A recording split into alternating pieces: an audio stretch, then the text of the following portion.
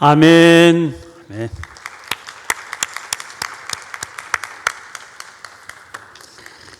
주님이 지금도 열심히 일하고 계십니다. 우리도 또 일하시는 주님과 동행하면서 그 심부름 감당할 수 있는 주의 일꾼들 되어야 될 줄로 믿습니다. 박원순 서울시장의 갑작스러운 자살 사건으로 온 나라가 시끄럽습니다. 사실은 지금 분위기에서는 이런 얘기를 꺼내는 것 자체가 조심스러울 정도입니다. 의견들이 너무 예민하게 갈라져 있기 때문이죠. 그의 삶을 흠모하고 따르던 적극적인 지지자들에게는 이 일이 얼마나 큰 충격이었겠습니까? 그들은 이 죽음을 받아들이기가 어려우니까 여기는 무언가가 있어야 된다고 믿고 싶은 것 같은 그런 생각이 듭니다. 또 그 정도는 아니라고 그래도 꼭 정치적인 기대를 그에게 품었다는 것은 아니라고 그래도 인간적인 호감을 가진 그런 이들이 많이 있었습니다. 사실 또 그분만큼 이 세상에서 자기에게 주어진 기득권 포기하고 사회 발전을 위한 이상을 현실에 접목하겠다고 실천해 온 사람이 얼마나 되겠습니까? 그런데 다른 일도 아니라 자기가 늘 앞장서서 외치며 해결을 구현하려고 그랬던 그런 문제가 젠더 문제인데, 개인적으로는 그런 문제로 또 이런 식으로 끝나다니 참 안타깝기 짝이 없죠. 그런데 그에 대해서 그렇게 아쉬워하고 안타까워하고 허전하다고 하는 게 피해당한 사람에게는 2차 피해가 된다. 그래서 문제가 되는 겁니다. 또 거기에 대해서 또 뭐라고 말할 수도 없는 그런 입장 아닙니까? 인간적으로 애도도 못하냐. 이제 그것 때문에 시끄럽고 복잡해지는 거죠. 그러나 이 문제로 인해서 야기된 사회적인 담론들은 우리가 피해갈 수도 없고 피해가서도 안 된다. 그렇게 생각됩니다. 그만큼 유의미하다 하는 이유 때문입니다. 그래서 많은 담론들이 쏟아져 나왔지만 그 담론들 가운데 제가 눈여겨서 읽고 마음에 담아두었던 것은 미국 조지타운 대학의 조미나 교수라고 하는 분이 쓴 글입니다. 그가 쓴 글에는 한 장의 동상 사진이 실려 있었습니다. 조 교수 소개에 의하면 의식 성찰, 엑자멘이라고 하는 이름을 갖고 있는 동상입니다. 그런데 젊은 예술가 제레미 라이크먼 그리고 조한 베네필 두 사람이 2011년도에 제작한 작품이라고 그럽니다. 이게 어디서 있는 거 아니? 미국 예수회 소속, 우리 서강대학교 같은 예수회에 소속된 페어필드 대학의 영성센터가 있는데 그 영성센터가 머피 이냐시오 영성센터입니다. 그 머피 이냐시오 영성센터 바로 앞에 세워져 있는 이냐시오 성인의 동상입니다. 실물 크기 동상이죠. 그런데 여러분들이 그 사진을 통해서 보시는 것처럼 두 사람이 다 이냐시오의 동상인데 하나는 밝은 색, 하나는 어두운 색으로 이루어져 있습니다. 마치 두 사람이 거울을 보고 서 있는 것처럼, 아니 한 사람이 자기 거울 속에 있는 자기 모습을 보고 있는 것처럼 그렇게 만들어져 있습니다. 이 동상을 사진으로 보여주면서 조 교수는 특별히 그 조각의 팔의 모양새를 주목해 보라고 그렇게 강조합니다. 여러분들에게 선명하게 잘 보이시지 않을 수도 있으리라 생각됩니다만은 저 손을 보면 그 두 손이 뒷짐을 진 것처럼 보이지만 자세히 보게 되면 오른팔의 움직임을 왼손이 꼭 잡고 움직이지 못하게 제어하고 있는 것 같은 그런 자세입니다. 알려져 있기는 성 이냐시오라고 하는 분은 군인 출신으로 그렇게 알려져 있습니다. 그러면 저 오른팔은 군 출신이었던 이냐시오가 칼을 빼서 휘두르고 공격과 방어를 하도록 단련이 되어 있었을 손입니다. 그에 비해서 왼손은 얼마나 서툴까요? 근데 그 오른손을 서툰 왼손이 붙잡고 있다고 하는데 상징적인 의미가 있다. 이렇게 조 교수는 설명합니다. 그것은 의식적으로 스스로에 대한 공격과 방어를 포기하고 있는 것으로 그렇게 상징된다는 겁니다. 여러분, 이 동상의 제목이 의식 성찰이라고 붙어 있다고 설명드렸죠. 이냐시오는 가톨릭 교회가 성인으로 추앙하고 있는 분입니다. 그래서 그 영성센터가 그분의 이름을 따서 세워진 센터거든요. 그래서 그 이름을 딴 이냐시오를 내세워서 의식 성찰이라고 하는 것은 도대체 뭐냐? 내 결함을 도려내고 변명하고 땜질하는 게 아니라 내 의식 안에 떠오르고 있는 그 나를 인정하고 싶지 않더라도 받아들이는 것, 그게 의식 성찰이다. 이렇게 설명하고 있는 작품이라는 거죠. 왜 그게 필요합니까? 자기가 보고 싶지 않은 자기가 인정하고 싶지 않은 자기 속에 숨어져 있는 그 부끄러운 자기, 그래서 자기의 삶에서 빼내고 싶은 그 자기를 과감하게 드러내서 하나님 앞에 용서와 자비를 구하는 것이, 그게 바로 의식 성찰이라고 하는 것이다. 그런 설명을 상징적으로 담고 있는 동상이라고 하는 거죠. 그의 글을 읽다 보니까 여러분들이 혹 잘 소개를 받으셨을 줄 아는데, 보네포 목사님의 나는 누구인가, 이 시가 떠올랐습니다. 나는 누구인가. 남들은 종종 내게 말하기를 감방에서 나오는 내 모습이 어찌나 침착하고 쾌활하고 확고한지 마치 성에서 나오는 영주 같다는데, 나는 누구인가. 남들은 종종 내게 말하기를 간수들과 대화하는 내 모습이 어찌나 자유롭고 사근사근하고 밝은지 마치 내가 명령하는 것 같다는데, 나는 누구인가. 남들은 종종 내게 말하기를 불행한 나날을 견디는 내 모습이 어찌나 한결같고 번글거리고 당당한지 늘 승리하는 사람 같다는데, 남들이 말하는 내가 참 나인가. 나 스스로 아는 내가 참 나인가. 세상에 갇힌 새처럼 불안하고 그립고 병약한 나. 목 졸린 사람처럼 숨을 쉬려고 버둥거리는 나. 빛깔과 꽃, 새소리에 줄이고 따스한 말과 따스한 인정에 목말라 하는 나. 방자함과 사소한 모욕에도 치를 떠는 나. 좋은 일을 학수고대하며 서성거리는 나. 멀리 있는 벗의 신변을 무력하게 걱정하는 나. 기도에도 생각에도 일에도 지쳐 멍한 나. 풀이 주고 작별을 준비하는 나인데, 나는 누구인가? 이것이 나인가? 저것이 나인가? 오늘은 이 사람이고 내일은 저 사람인가? 둘 다인가? 사람들 앞에서는 허세를 부리고 자신 앞에선 천박하게 우는 소리 잘하는 겁쟁이인가?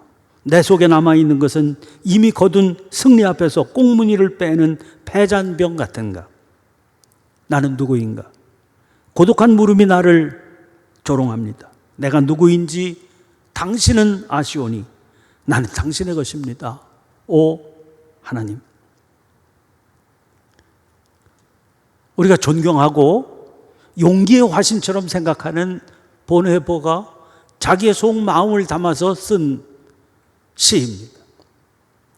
이게 현실이지요. 검은 모습, 흰 모습, 이게 함께 혼재해서 있는, 그게 한 인간의 현실 아니겠습니까? 생각해 보면, 아니 빛만 있는 인간이 가능하겠어요? 인간은 누구에게나 빛과 어둠이 공존하는 법입니다.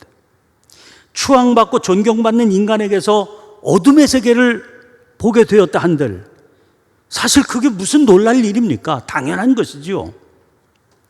그런데 이번 문제는 그가 자살을 했다는 겁니다. 나이가 박원순 시장하고 저하고 1살 차이인데 비슷하거든요. 비슷한 연령대. 제가 명색이 창천교회 담임 목사니까 또 저를 아는 사람들은 또 저를 주목하는 그런 삶을 살고 있겠죠. 나름대로 사람들의 주목을 받으면서 살고 있는 제가 생각합니다. 오죽하면 자살했을까? 깊이 감추어두고 자기의 삶에서 빼버리고 싶은 요소가 드러나게 될 때 사람들은 견디기 어렵습니다. 그래서 너라면 어떻게 했을까? 자신이 없더라고요. 충분히 자살도 생각할 수 있겠다. 그렇게 생각이 됩니다. 그러면서 이 자살이라고 하는 소위 극단적인 선택이 의미하는 것이 어떤 것이냐 하는 걸 생각해 보게 됩니다. 그것은 그야말로 의식 성찰의 문제입니다. 즉 비겁하게 자기 자신에 대한 직면을 회피한 것이다. 누구에게나 두려운 것이고 그건 참 감당하기 어려운 잔인한 일이기는 하지만, 그러나 이 어둠과 빛이 공존하고 있는 게 우리의 삶이기 때문에 우리는 자기가 피하고 싶고 보고 싶지 않은 그런 자기의 모습이 드러나게 되는 것, 그걸 회피할 수 없다는 겁니다. 회피해서도 안 된다는 것이죠. 자, 우리는 야곱을 생각하다가 이 사건을 만나게 된 겁니다. 여러분, 야곱이 지금 어디까지 와 있습니까? 거부가 되었습니다. 그래서 고향으로 돌아가기로 결단을 하게 됐습니다. 그런데 그에게는 아직 해결하지 못한 삶의 문제가 남아 있습니다. 겉으로 드러난 건 자기 형 에서와의 문제입니다.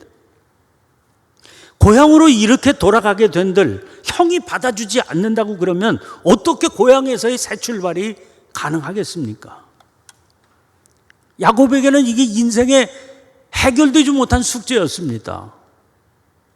그래서 이 숙제는 많은 재산 가지고도 해결이 안 되고, 이 문제를 가족들하고 이 말을 맞대고 의논한다고 해결이 되겠습니까? 해결이 안 되는 문제지요.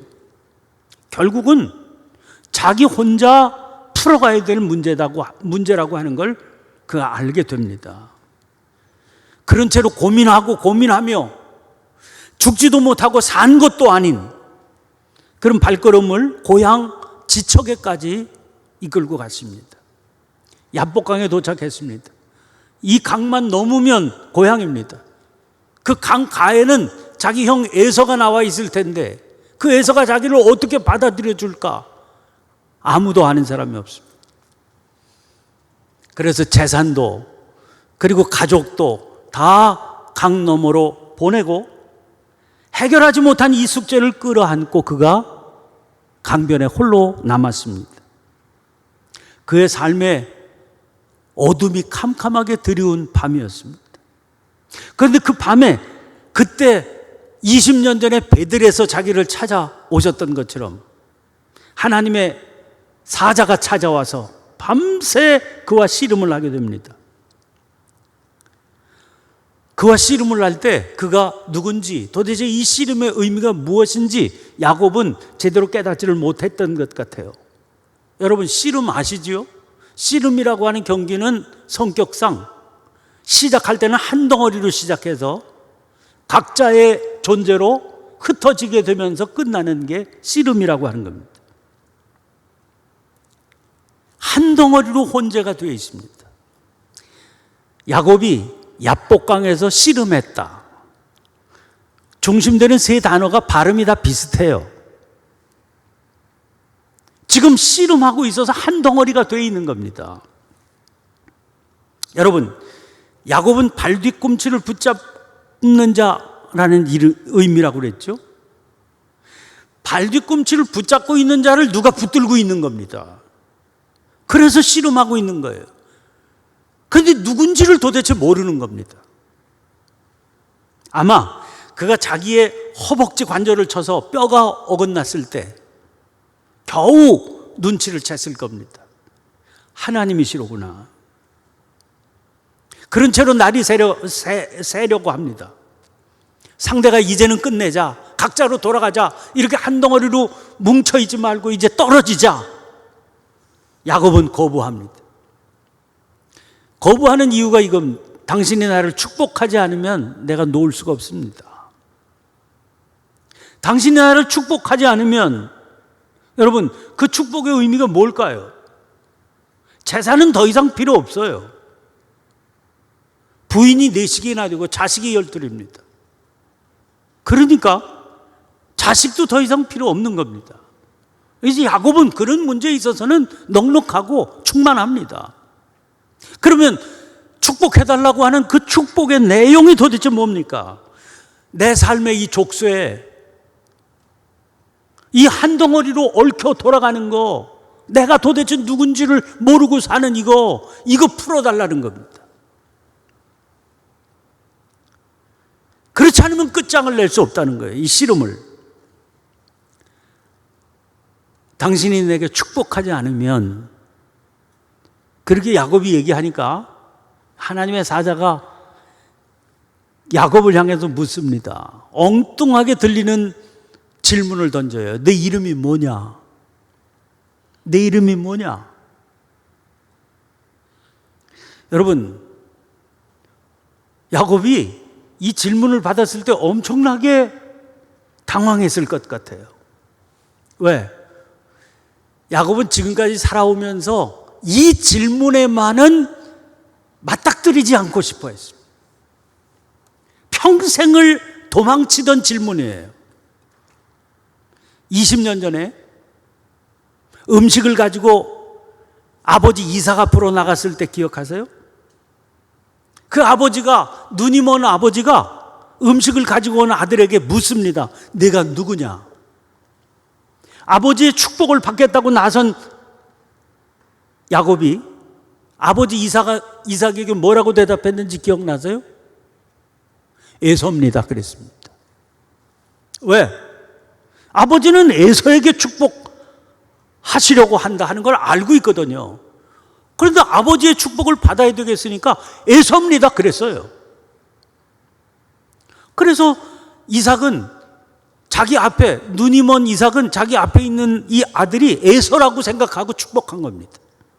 받기는 누가 받았어요? 그 축복을? 야곱이 받았습니다. 뭐라고요? 에서라고 그러고. 그러면 이 축복은 에서가 받은 겁니까? 야곱이 받은 겁니까?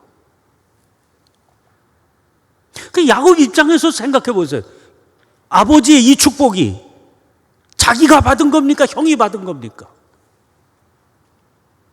문제가 되는 거죠. 직면하려고 하지 않았기 때문에 생긴 혼돈인 겁니다. 지금 씨름하고 있는 거예요. 혼재되고 있는 거예요. 왜 그랬을까요? 자기 자신에게로 돌아가고 싶지 않은 겁니다. 자기 내면의 그 자기의 모습으로 돌아가고 싶지 않은 겁니다. 그걸 받아들이기 싫은 겁니다. 발 뒤꿈치 붙잡고 사는 인생으로 가고 싶지 않은 거예요. 그리고 고향을 도망치듯 떠나오지 않았어요. 라반의 집, 자기 외갓집으로 간 겁니다. 그 외갓집 우물가에서 첫눈에 반한 여인을 만나게 돼요. 야곱에게는 그때 만났던 라헬이 평생의 여인입니다. 이 여인을 위해서 못할 게 없어요. 자기 온 삶을 들여서 사랑한 여인입니다. 그런데 그때 그 여인을 만나서 첫사랑에 빠지게 됐을 때 그 여인에게 자기를 뭐라고 소개했는지 아세요? 29장 12절인데요. 그의 아버지의 생질이요 리브가의 아들이라고 소개합니다. 야곱이라고 소개를 하지 않아요. 당신의 아버지의 생질입니다, 내가. 그리고 리브가의 아들입니다. 아니, 그게 하나입니까? 그게 혼자예요? 에서도 있고 자기도 있잖아요. 야곱이라고 한 거래요. 그 성경을 보면 야곱이 자기 입으로 자기를 야곱이라고 소개하는 건 지금 이 본문이 처음입니다. 하나님의 사자가 물어요. 내 이름이 뭐냐? 그때 비로소 야곱은 내가 야곱입니다.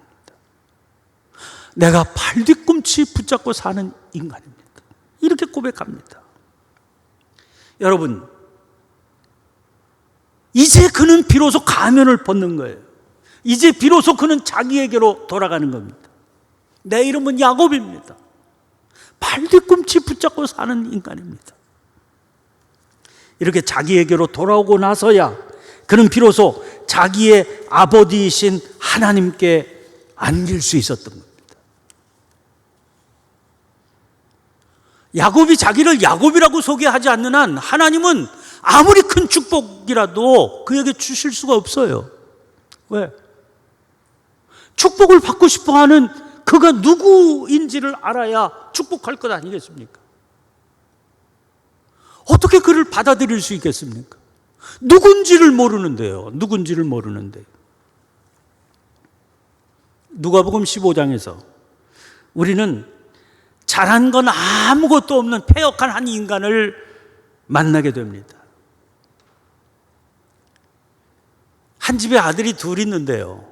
이 작은 아들이 말썽이었잖아요.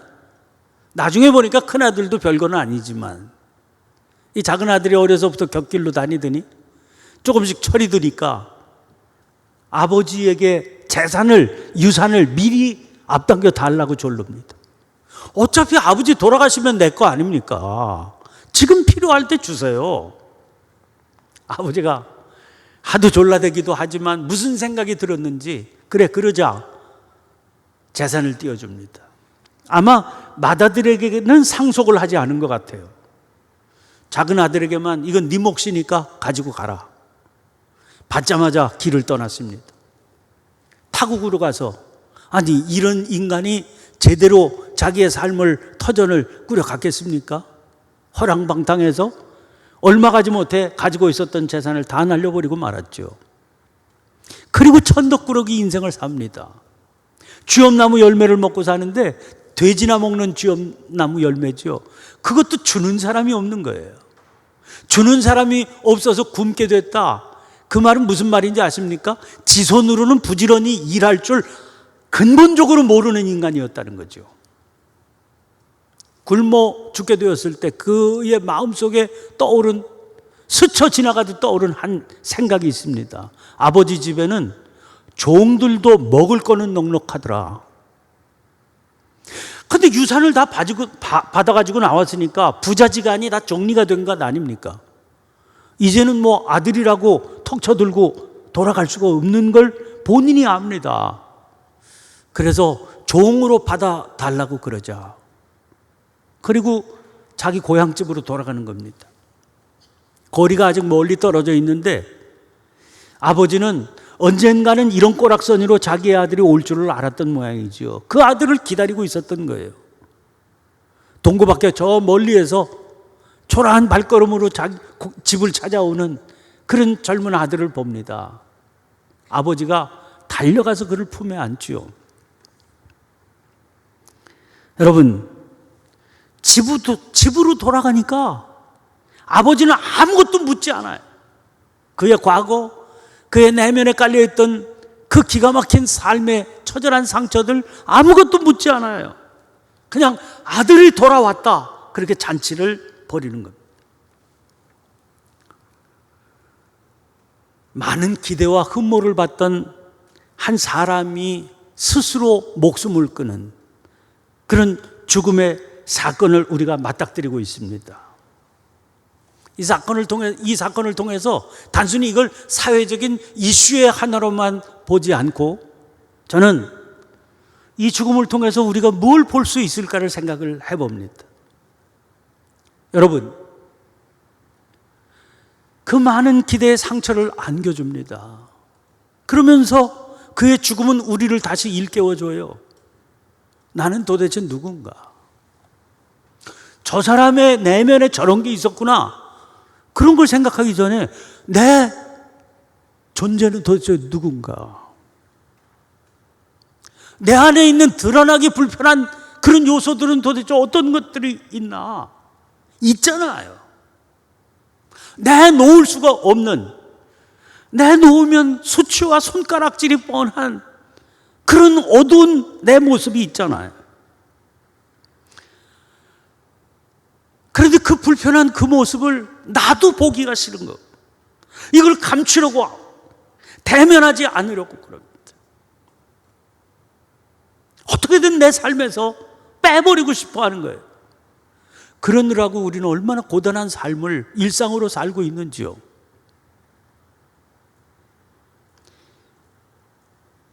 이걸 가면으로 써야 되고, 이걸 위장하면서 척하면서 살아야 되는 그 하루하루의 일상이 얼마나 피곤하고 얼마나 무겁고 얼마나 고단한 겁니까? 사람 앞에는 내놓지 못하죠. 의식 성찰이라는 게 뭐겠어요? 이걸 하나님 앞에서는 내놓을 수 있어야 되죠. 여러분, 하나님 앞에 서서 그리고 자기 자신에게로 돌아갈 수 있을 때 하나님은 그런 나를 안아주시고 이제 너를 야곱이 아니라 이스라엘로 살게 해주시겠다. 그 품에서 그 약속의 말씀 주신다니. 그게 야곱을 새롭게 살게 한 힘이 아니겠습니까? 여러분, 이 놀라운 축복의 말씀이 필요 없는 사람이 누가 있겠어요? 그렇게 흠모의 대상이 됐던 사람도 그렇다는데 저는 어떨까요? 여러분들은 어떨까요? 이거 사람 앞에 털어놓고 얘기할 문제는 아니지만 여러분, 이게 매일 매 순간 나를 당신의 품 안에 끌어안고 아무것도 묻지 않으시는 그분 앞에 내 어두운 존재를 내어놓고 그 품에 안기고 그 어둠을 씻어주시는 그는 주님의 치유와 위로의 손길을 경험하고 살 수 있으면, 그러면 우리는 야곱으로 살지 않고 이스라엘로 살 수 있다니까요. 여러분, 그래서 매일 매 순간 의식 성찰, 나를 위해서 아버지께서 차려주신 그 큰 기쁨의 잔치 받아 누리시고 새털처럼 가벼운 영혼으로 살아갈 수 있는 저의 삶이 되고 여러분들의 삶이 되시기를 간절히 축원합니다. 기도를 드리겠습니다. 거룩하신 하나님, 흔하지 않은 죽음의 소식 앞에 단순한 사회적인 이슈나 가십이나 흥미거리가 아니라 저희들 각자를 돌아보게 하는 그런 질문의 하나로 받을 수 있게 해주시옵소서. 오늘 저희들 내면에 사람 앞에 내놓을 수 없는 기가 막힌 또 하나의 자기의 모습을 보게 하시고 그 모습을 하나님 앞에 내어놓고 싸매어 주시고 위로하시고 치유하시는 주님의 그 음성 때문에 새로워지는 매일 매 순간의 삶을 살아가는 저희들이 되게 하여 주옵소서. 결국 믿음의 길이란 아버지의 품 안에서 그 치유를 경험하고 순간순간을 살아가는 길임을 다시 한번 깨닫게 하시고, 아버지 하나님 때문에 오늘 내 모습이 있습니다 고백하고 감격하는 저희들 모두가 되게 해 주시옵소서. 예수님 이름으로 기도하옵나이다. 아멘.